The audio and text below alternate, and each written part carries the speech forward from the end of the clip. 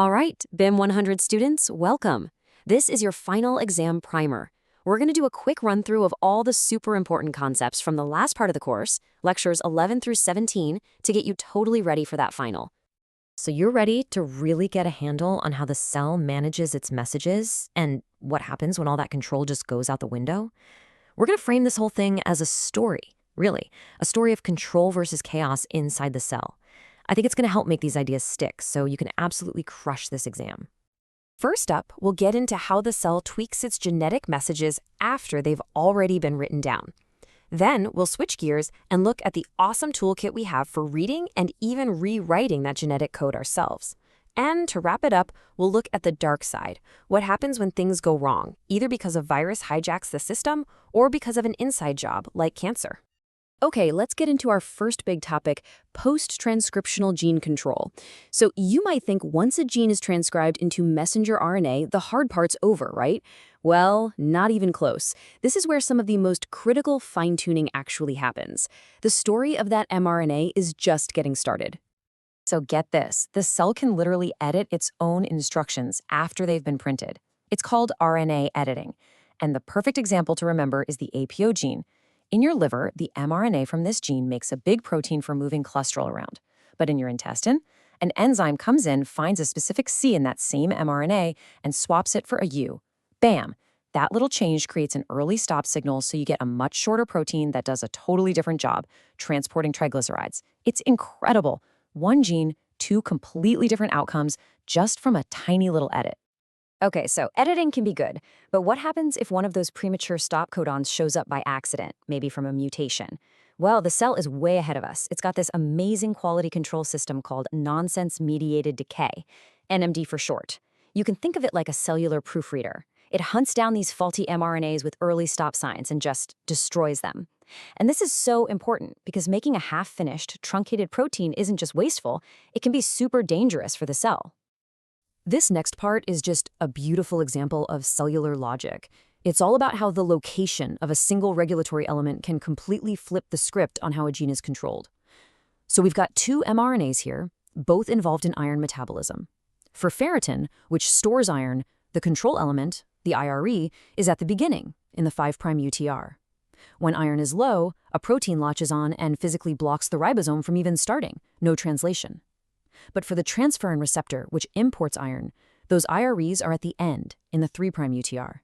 Now when iron is low, that same protein binds and acts like a shield, protecting the mRNA from getting chewed up. So you actually make more of the receptor to bring in more iron. It's this elegant, opposing system, and it all comes down to where that little signal is placed. All right, let's switch gears. We've seen how this cell does its thing.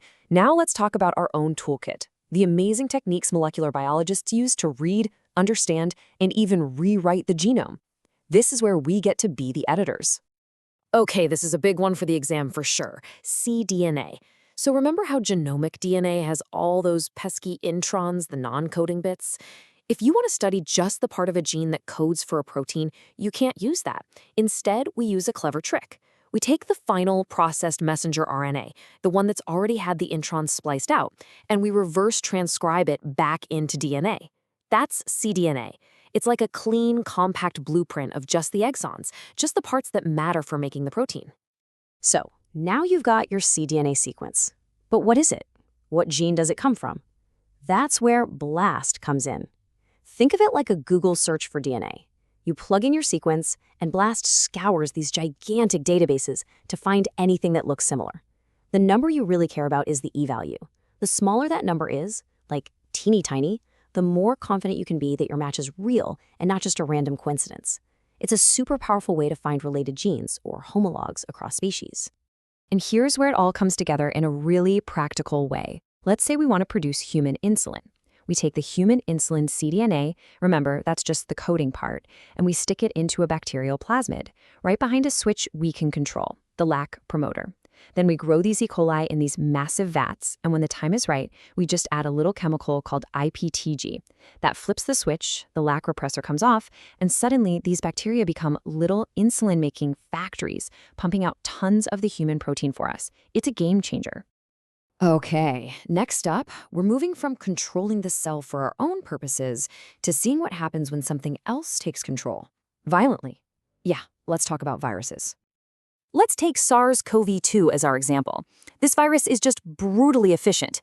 When it gets inside a cell, it releases its genome, which is something called positive sense RNA. And why is that so clever? Because positive sense RNA is basically a ready-to-go mRNA.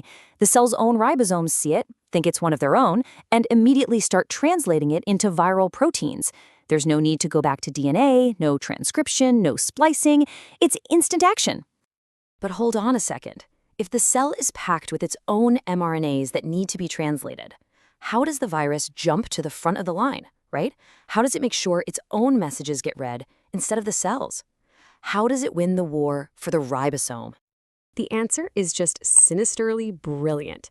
One of the very first proteins the virus makes, NSP1, acts like a saboteur. It goes directly to the ribosome and literally plugs up the entry tunnel where the cell's mRNAs are supposed to slide in.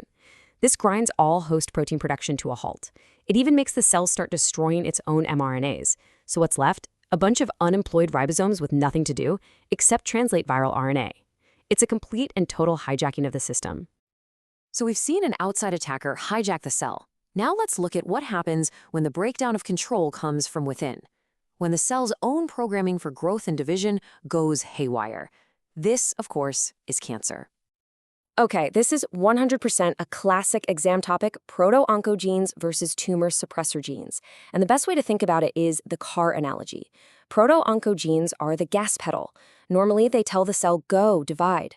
A cancer-causing mutation here is a gain of function. It's like the gas pedal gets stuck to the floor, and you only need one bad copy to cause a problem. On the other hand, tumor suppressors are the brakes. They tell the cells, stop, slow down. A cancer-causing mutation here is a loss of function. The brakes fail, and because you have two copies of the gene, both have to fail for you to lose control completely. You know, one of the most incredible and scary things about cancer cells is that they seem to be immortal. Normal cells in your body can only divide a certain number of times, and then they just stop. It's like they have a built-in retirement plan. But cancer cells, they just keep going and going and going. They achieve what we call replicative immortality. So how in the world did they pull that off? Well, it all comes down to the tips of our chromosomes, called telomeres. Think of them like the little plastic caps on the end of your shoelaces. Every time a normal cell divides, those telomeres get a little bit shorter. Eventually, they get too short and the cell stops dividing. It's a countdown timer. But what do cancer cells do? They find a way to reactivate an enzyme called telomerase. This enzyme is usually switched off in adult cells, but cancer turns it back on. And what telomerase does? It rebuilds the telomeres over and over again. It's like it keeps resetting the countdown clock to infinity, allowing them to divide forever. So why does all this molecular detail matter? Why are we drilling down on telomeres and oncogenes? Because when you put all of these breakdowns together, cancer is the #2 leading cause of death in the US. All of that devastation comes right back to these fundamental control systems going wrong.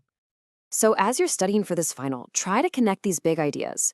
Remember that gene control doesn't stop at transcription. You've got RNA editing, you've got the NMD quality control system.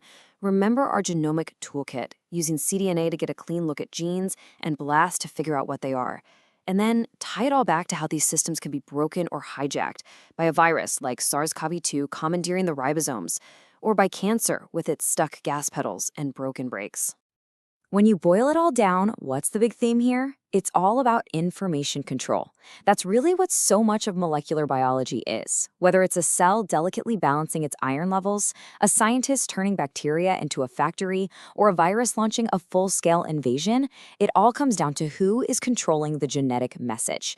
Keep that big picture in mind and you're gonna do great. Good luck on the final.